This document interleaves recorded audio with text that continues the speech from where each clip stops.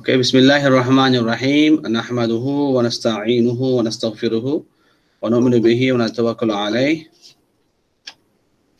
Wassalatu wassalamu ala Rasulillah wa ashrafil anbiya'i wal mursalin wa ala alihi wa sahbihi ajma'in. So we've been discussing theory of property and then theory of rights. So this is something related to the same thing like property, because this is a new chapter. It is called theory of ownership. In Arabic, it is called al-Milkiyyah. So now you have seen the relations. So once we started talking about the property, we wanted to know what was the definitions of the property, al-mal, right? So when we talked about the classification of how do you classify mal, how many kinds of mal, what are the differences between perishable and usable, what are the differences between homogeneous and non-homogeneous. So these are the things we learned. And then we went to talk about the rights over the property or over the person, starting from the rights of Allah and then the rights of human being, right? Then we talked about few classification in the rights. So this is again related to whatever surrounding to that property. Now we are going to the new chapter. It is called al-Milkiyyah. So this is again, it is related, not only related, it is the core the core subject for property, because here we are talking about the ownership, which is actually something that the one who hold property. We talked about what kind of property we can hold, what kind of property we can earn, and then we learn about the what are the things we should do if we have the property, which we call it rights and obligations. Then now we talk about our own al-Milkiyyah, which is ownership. So when you want to become the owner, so what kind of owner you are, and is it, we call it complete ownership, or is there anything we call partial or incomplete ownership? And then this ownership is exactly what does it mean. So here we are going to talk about these outlines. As you can see in the picture, in the screen, we're gonna start discussing the definition of private ownership and causes for the acquisition of ownership. So how do you become the owner? Through what? Through what kind of activities you are becoming the owner. So we're gonna learn that from the causes. And then the private ownership, even though you are the owner, but in some circumstances you are not able to utilize everything that you have. That's because there is also called incomplete ownership.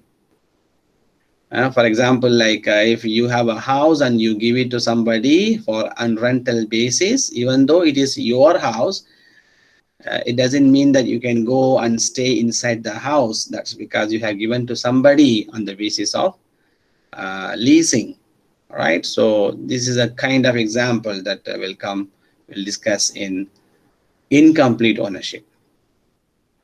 Then we will talk about the characteristic of ownership over usufruct. This is what the other side. Let's say you have the house and you give it to someone. That someone is actually, you leasing your house. I mean, renting your house, which means that he is not the owner of the entire house. He is only owner of the usufruct, which means the manfa'ah, because for those 30 days, he will be the owner for residing inside the house, which means that he cannot sell the house, right? This is what we understand, of course, but there are some characteristics that we can discuss, which we call it ownership over usifat. Then we want to talk about the restrictions on ownership rights. What are the restrictions that we should learn? When we talk about the restrictions of, we will be discussing, the restrictions on related to the acquisition of the ownership, and also we have the restrictions related to the utilization. So what are the restrictions before you acquire ownership, and then once you acquire the ownership, what are the restrictions when you want to utilize it, right? So these are the things we are going to discuss. And finally we will talk about there are some properties that the individual cannot own. It's not to say that in Sharia you can own everything. Like in capitalism, you can own everything, but not like that. In Sharia, there are few things. It is actually in nature, it is the public properties. Individual person cannot own those kind of properties. So that is what we are going to talk about. Okay, in Islam, the real ownership, of course, belongs to the only one, Allah subhanahu wa ta'ala. This is what we have this belief. We believe in this, that قُلْ لِمَنْ مَا فِي السَّمَاوَاتِ وَالْأَرْضِ قُلْ لِلَّهِ. All this entire heaven and the earth. And if you look into the size of the earth, and in this galaxy, in this Milky Way galaxy, in this entire heavens, entire universe, it actually is very, very, very small. It's not even the scholars used to give this metaphor. The example, they say that you go into the desert, and then in desert you see lots and lots of sand, and then you just pinch one drop of sand, even just simple, you can't even pinch it. It's like you touch the sand, and then you will see a small part of the sand. The world is actually smaller than that. In this galaxy, the earth is actually smaller than that.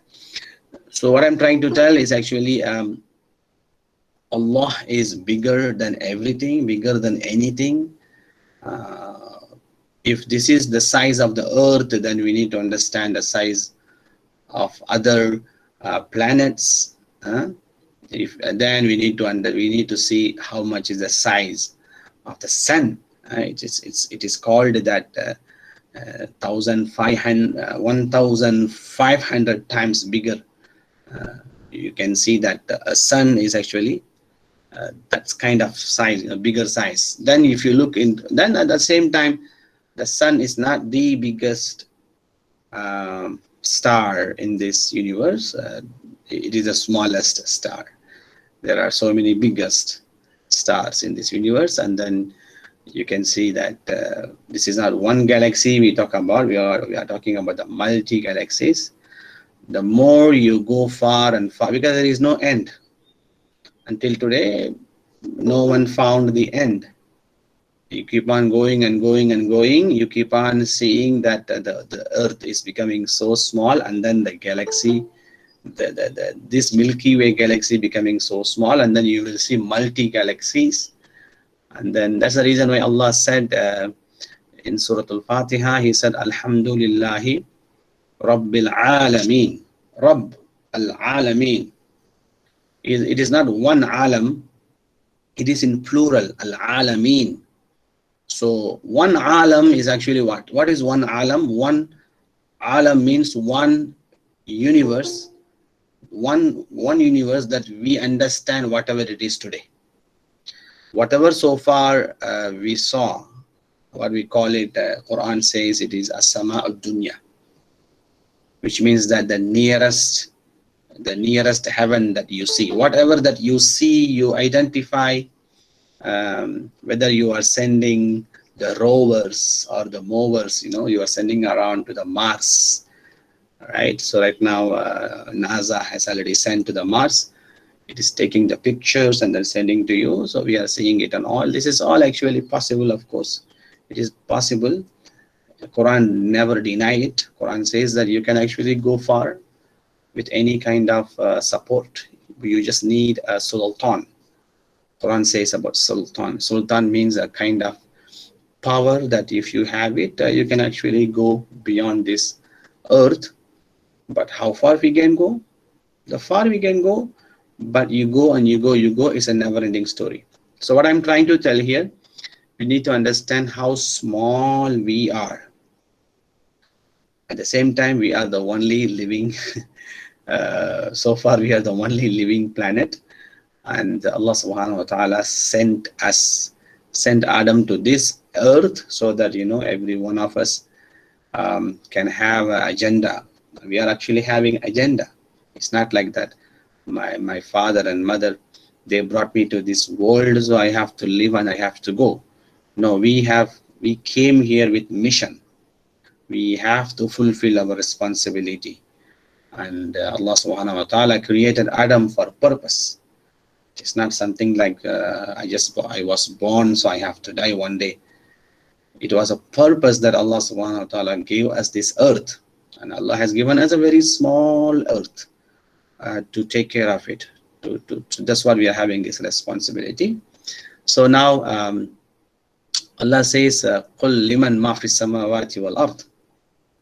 This belongs to who? All this ma fis sama. Allah said, you see, ma fis samawati. Look at the word. Whatever in this heavens. Whatever in these heavens. So whatever the heaven that we know, whatever inside the heaven, wal ard. Wal ard comes always not plural, always comes singular. But samawat comes in plural. Al ard is actually this earth. That's why the word earth and ard has some similarities. So now, if you look at the real, then we talk about the ownership, because today we identify ourselves and then we say, okay, this is your country, this is my country, this is your land, this is my land, and this is your apartment, this is my apartment, this is your money and this is my money, this is your tree, this is my tree, this is my sea border and this is your sea border, and the other side is the international sea borders. So this is how we actually identify ourselves, and then every generation, for every 60-70 years, it has to move to another person. It could be the children, it could be someone relation, someone maybe, or someone who bought it. So the transferring ownership keep on happening and happening and happening. So there is no single owner of single property. There is no single owner of single property until today. It's been always transferring. The only ownership that cannot be transferred is the ownership of Allah Subhanahu wa Ta'ala. That's why he said he is the Rabbul Alamin. He is the one not only created it, he is not only the one who created it, he is actually running it. That's why absolute ownership is actually belongs to Allah Subhanahu wa Ta'ala. We need to understand this. So when anything that given to me, let's say I have a phone, it was given to me. I have a laptop given to me. I have a shoe given to me, or car, or motorbike. The original ownership belongs to Allah Subhanahu wa Ta'ala. This is just what we call relative ownership. Just temporarily, just for time being. It has given to me for a purpose that I have to be with responsibility. I need to maintain my trust with that. I need to make sure that I should not exploit it, I should not waste it, I should use it in the right way so that I can get rewards in hereafter. So I do something, I use it, I utilize my property so that other people can get benefit. I don't burn my property because of that other people get hurt. I don't destroy my property because of that the universe get hurt or the neighborhood get hurt. I cannot even raise the volume of my own radio or my own tape recorder because other people, the neighbor, will get hurt, even though it is my own property, I call it. So that's why in this world, the property has given to us. we are the owner of the property, but it comes with responsibility, right? So greater power given based on greater responsibility. All right. So if I ask you whether we do, can we have the prop in that case property ownership? Can I have the property ownership, or should I just not to have any ownership? No, not like that. Allah Himself, He says in Quran, amwalukum amwaluhum malukum maluhum, which means that Allah Himself said this is your commodity, this is your wealth, this is your, so many places Allah Himself actually identifying that this is my property, my wealth. That is because we have to have this black and white, because when we are living in this society we should have that responsibility. That's why there is no single property should be left unaddressed. Everything should be addressed, everything should be known who is the owner of it. If not, the state will come and take care of it. It cannot be just, that's why according to Sharia we cannot let even the car that we don't use, you cannot let on that road for so long. So that's because it's becoming, one day it becoming the landfill. It takes the land, it takes the space, and then from there, especially the electronic items today that we are handling, if we are not using it, we should know how to destroy it. I mean, how to recycle it. If we don't recycle it and we keep it, what happened that from these electronics, there are a kind of, over the time, there are some kind of chemical reactions are happening. It goes around, and then it will disturb some mind. It will hurt some animals, in fact. Some living creatures, sometimes even small bird also get hurt. We don't know. It might happen. That's why if I am the owner of something, I need to make sure that how to recycle. If I'm not using shoe, I cannot just simply keep it in some place or throw someplace. I need to make sure how to recycle it. This is my responsibility. Every Muslim should have this responsibility. So this is what actually we are covering in this subject. So therefore, Quran uses certain phrases such as his wealth, their wealth, your wealth, and the property of others, which suggest private ownership of an individual over properties. Like other rights, the right of ownership is not absolute. It is subject to certain restrictions and regulations, as a Muslim holds a property in trust for which he is accountable to Allah subhanahu wa ta'ala. Remember, every single property that we are owning, most of the time we always celebrate when we own something, but it is not about celebration, it is about taking the responsibility. If I'm becoming the owner, I have to become more responsible. I need to make sure that I should maintain it correctly, right?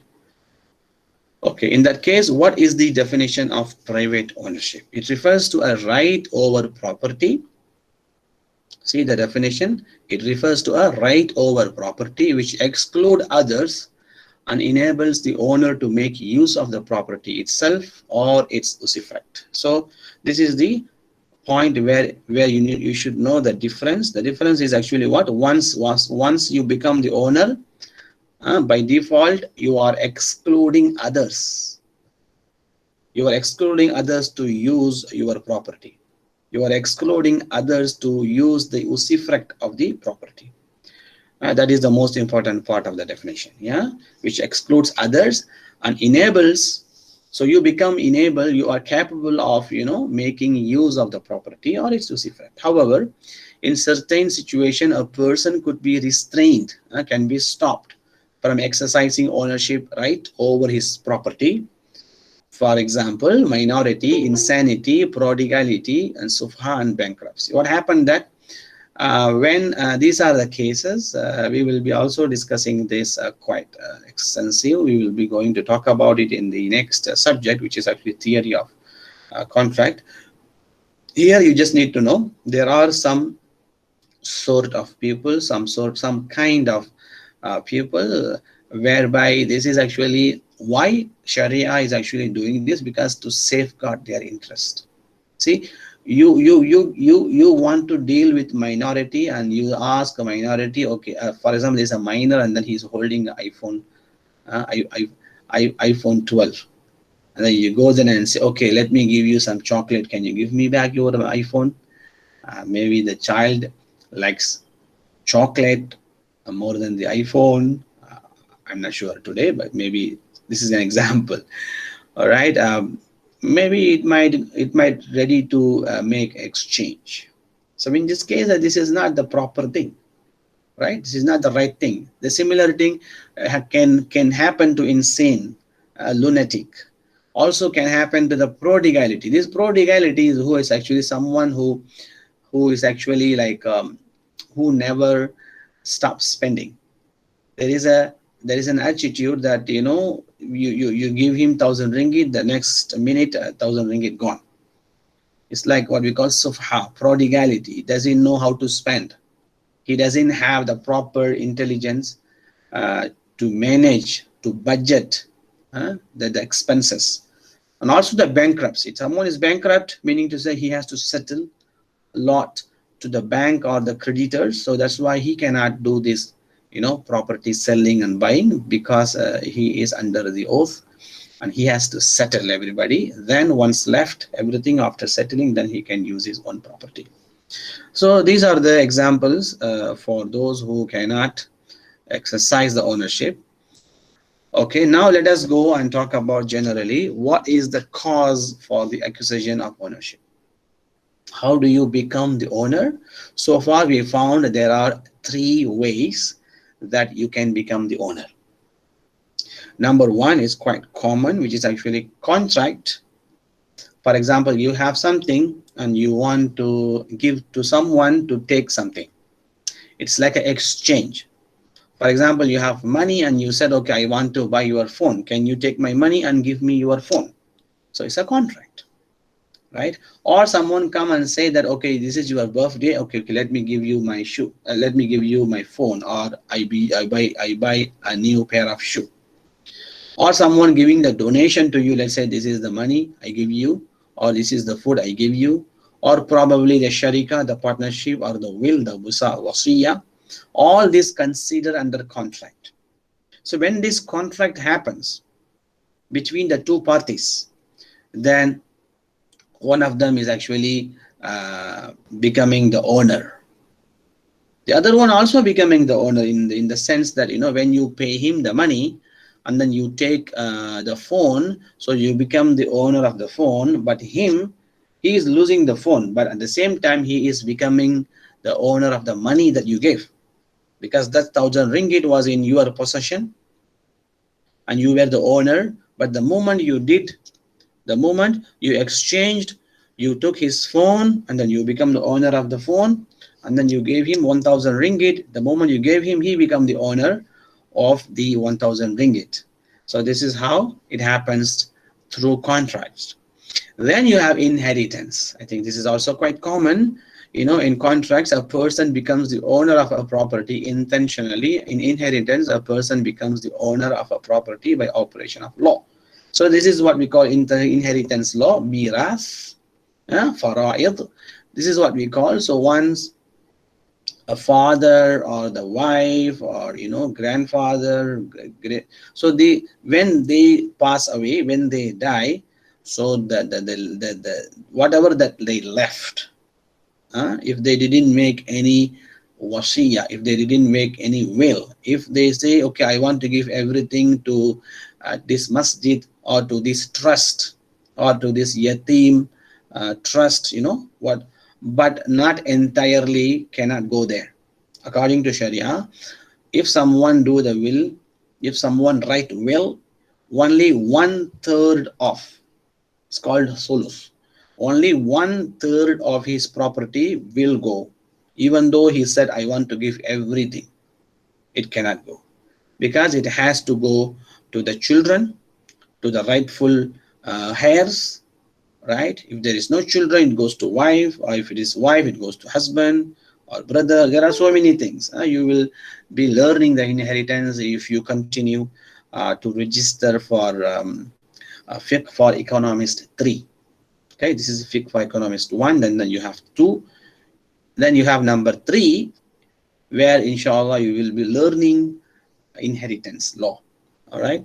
So this is what, through inheritance you become the owner of something. So it will become your house, your car, your land, your apartment after the inheritance law. Number 3, it is something that not quite common, but those days it was common. Now it is not that common. The rule of first possession of natural resources like hunting, exploitation, application of labor to natural resources like trees cut down from a forest. So this is a classical definitions to understand how you can become owner. But it's not necessary all the time it is possible, because now you cannot simply go to any forest and cut down the tree, because right now it comes under the governance. The state holds the authority. So perhaps if there is anything that free forest, or if there is a free lake, for example, you go there and then you do your fishing, then fish is yours. Or you hunt anything, is if it is allowed. If you are hunter, and you are hunting something, let's say you are hunting a rabbit or you are hunting a bird, then it is yours. So it is called a rule of first possession, right? It's not quite common, but it is in case, if you are in a place where it is allowed, then it is yours. Okay, maybe you may have some other examples, I might not know. You can also bring it here. Okay, then we have this. Yes, Leon. So sorry to cut you off. May I ask, so the meaning for the rule of the first possession of natural resources, can I say that it's something like you are given the license or the permission to cut down a tree in the particular area? Is it correct? Yes, possible. Yes, correct. If it is given the license, you already made a contract to get that license. Am I right, Leon? Yes. See, it is also considered a number 1, because it is a contract. Because it is not simple for you to get the license. To get that license, do you pay something? Sure. Do you pay something? Yes. If you are paying to get that license, or maybe they have the auctions, auctions, right? They are doing it, and then they call for it, and then you go there, you register, and then you pay a lump sum money to get that auction. Then it comes under number 1, which is actually a contract. And in this case, you are doing this contract with the government. Right. So this is what we call simple. That's why it is not quite common today. It is a rule of first possession, because those days, you need to understand, classical days period. Those days, actually, there are certain places it is not comes under any government. It is not considered as a nation. The land is open land.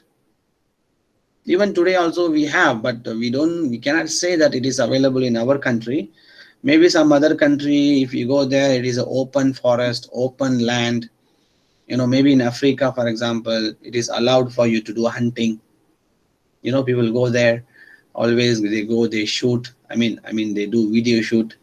They wanted to take this, they go for a night safari, right? So maybe some place of the part of the countries it is allowed, but today we are in a civil society whereby, in order to safeguard everybody's interest, it comes under the state, unless, like you said, if there is a license to get it, you can do that. For example, you go to the ocean, you go to the sea, and you get your fish, for example. Again, you have to pay for that kind of auction or license to get it. It's a kind of contract. But in this case, you are doing the contract with the country or with the government. All right. Okay. Yeah. So because as you said, the natural resources is all belong to Allah, right? Yes. We cannot own it. So I quite confused why here we can say that the rule of the first possession, like we can have the natural resources. Okay. No, what I mean by that, natural resources, everything is actually natural resources. For example, the food you are eating, Leon, it is natural resources or not? Isn't it? It is a natural resources. Yeah. Of course, the house that you build with the with wood is actually a natural resources, right? The tree is all natural resources. So when we talk about everything belongs to Allah subhanahu wa ta'ala, of course, everything is according to the law, He is the real owner of everything, and we are the relative owner. Allah is the absolute owner, and we are the relative owner. So now, of course, there is a way of becoming owner through these three things: a contract, inheritance, and the first possession. The first possession comes something like natural resources, where the government is open to everybody. Only if the government open to all. It's not like there is a natural resources and then only one person take it. In fact, according to few scholars, fiqhi scholars, you will learn this later. They said even if there is a natural resources in your land, it by default will go to the government. It won't go to you. But some ulama, they said no, he is the owner, but he has to pay certain taxes.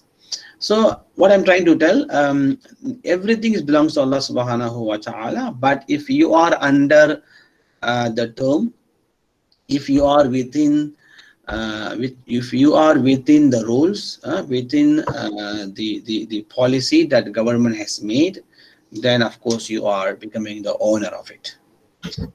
All right. If you can become the owner like everything else, but there must be a contract has to be done. But this rule of first possession is actually something that was something that was in practice, but right now it is not that quite available. It is not that it is not in practice. That's because we are living in a civil society whereby the state has already taken the authority. That's the reason why cutting tree is not allowed. That's because the people last time only used to cut the tree only for their own usage. But now people cutting the tree for not only for the own usage, they are selling it. Even they are selling to other countries. So now if you let people, if the government let people, okay, you can cut any tree you want, it's a natural resources, first come, first serve. Then what happens that all the tree is gone, and then right now we don't have any tree, because all the tree, they will cut all the tree and then they will sell it to some other countries. See, this is not actually was happening long time ago. Now is happening, which means that the government has to come in and they have to make certain things. So what I can tell you here is actually the rule of first possession. Probably the government allow you.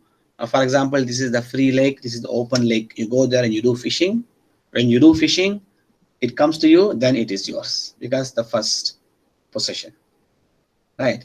So if there is a place where there is a strawberry garden, and then the government says, okay, this strawberry garden you can go and visit. If you happen to have something to eat, yeah, it is yours. So it is your rizki. You go there. This is also can be called first possession. But this first possession has to be combined with government, and government has all the right to hold. You got it? Okay. Then let us talk about the division of private ownership. Okay, this is what we call it complete ownership and incomplete ownership. So for example, complete ownership is very simple. You have a house whereby you are the owner, you reside inside the house, so you become the complete owner. But incomplete means it is yours, but you are not using it. You gave to somebody on the basis of rental, then even though you are the owner, you are not the complete owner, because you are only owner for the land, owner for the house, but you are not the owner of the usufruct, because you have given the usufruct, the leasing, to someone. So that someone is actually becoming the owner of the usufruct. So there is some, there are something that we need to discuss about this. That's why we put it in the two. Complete ownership, it's an ownership over a certain property, and an usufruct, which entitles owner to all the legal rights. The owner has complete authority to use, exploit, and appropriate his property in a lawful way. Okay, sale, gift, donations, and waqf. Number two, we have incomplete ownership. It is divided into three types. Okay, let us talk about these three types. Number one is actually ownership over rights, and then you have ownership over property, and then ownership over usufruct. So you have three types of incomplete ownership. Let us talk about one by one. Okay, what is the ownership over rights? If you remember, I talked to you about it last time, probably last class. It is called hukuk al-irtifaq. For example, these refers to the right of water, the right of irrigation, the right of passage. I also gave you some modern examples. Can someone remind me? I gave you last time The some. ownership of parks. Yes, Ramadan? The ownership of park.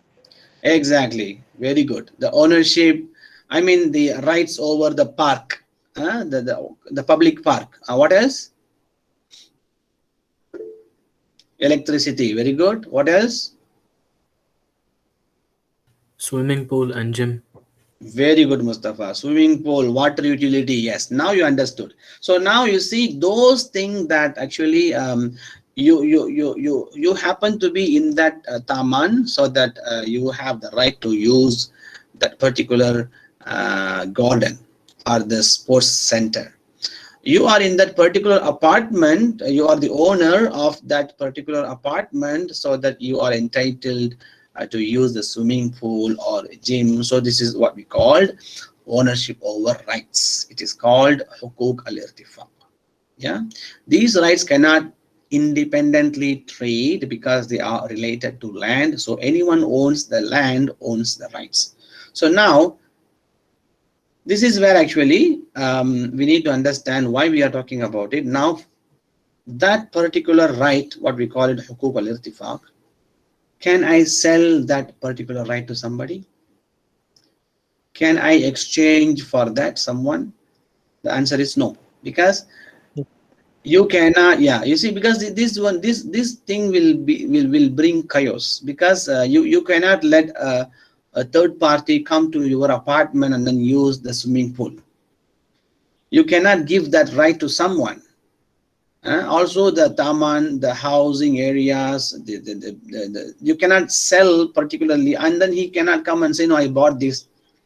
Similarly, you know, the thing, it might be, for example, there are a few advantages for being in certain states. For example, electricity bill and water bill. If you look into the differences between the Kuala Lumpur and also the Selangor, there are differences.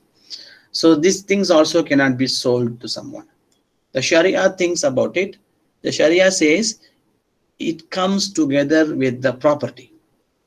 Anyone who owns the property, whether it is apartment or the land or the house, it comes together with that, with him.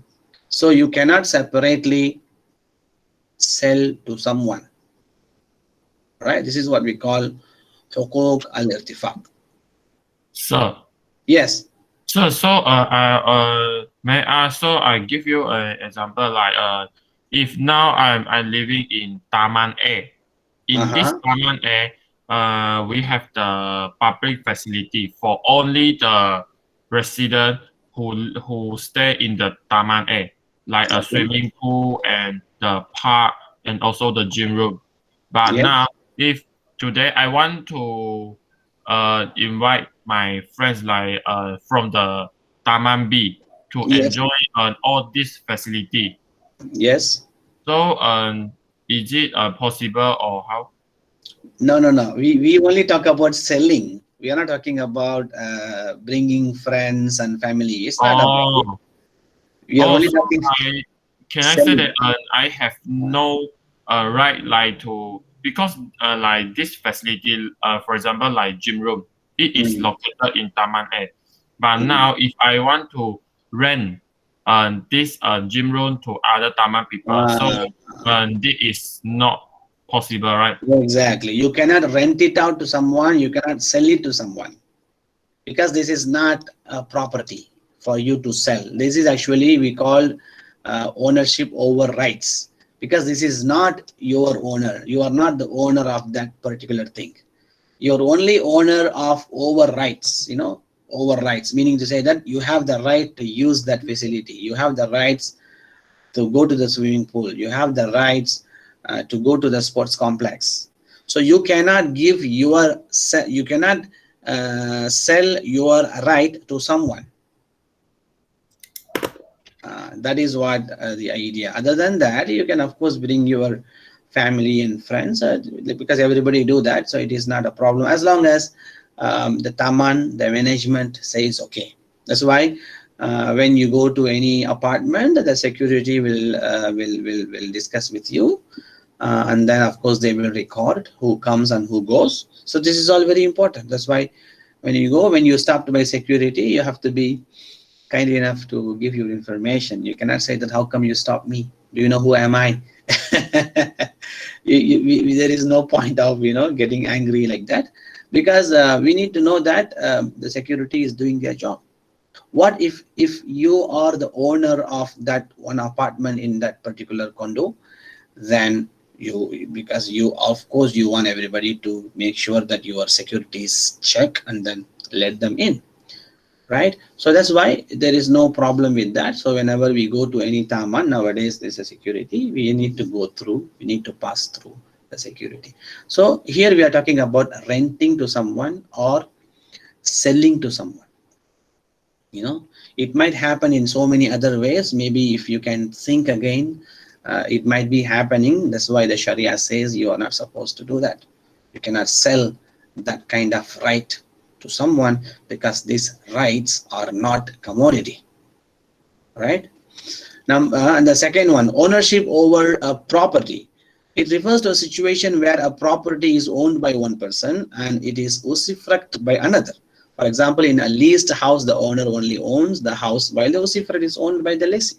Meaning to say that is a rental, leasing, right? So now he cannot sell the property while someone is renting, because you are not the owner of the entire thing, because you are renting to someone, unless you had agreement with the lessee. You had the agreement and then you say, okay, I'm willing to sell to this house, but you can continue as being as a lessee.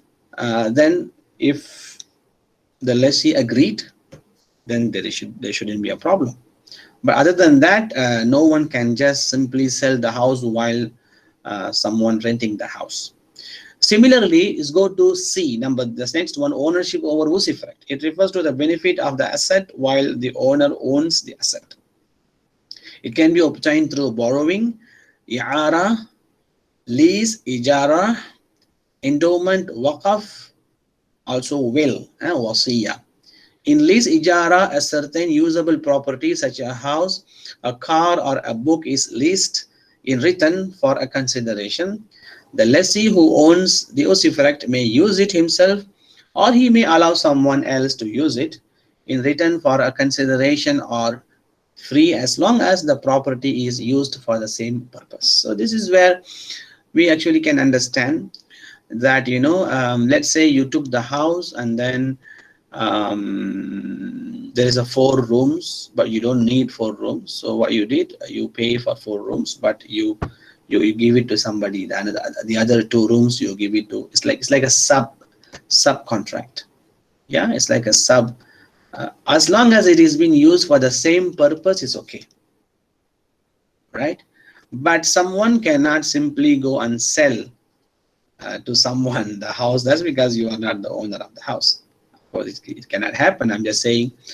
So it is possible to use it as long as the property is used for the same purpose. It's okay, but But you need to know that you are only ownership over usufruct.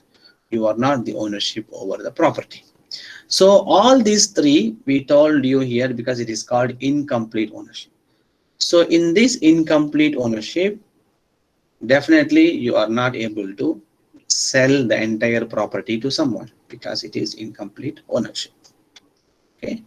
Okay then, so I stop here. This is the characteristic. What are the characteristics of ownership over usufruct? Inshallah, we will continue in the next class. Sir, Yes, please go ahead. could you give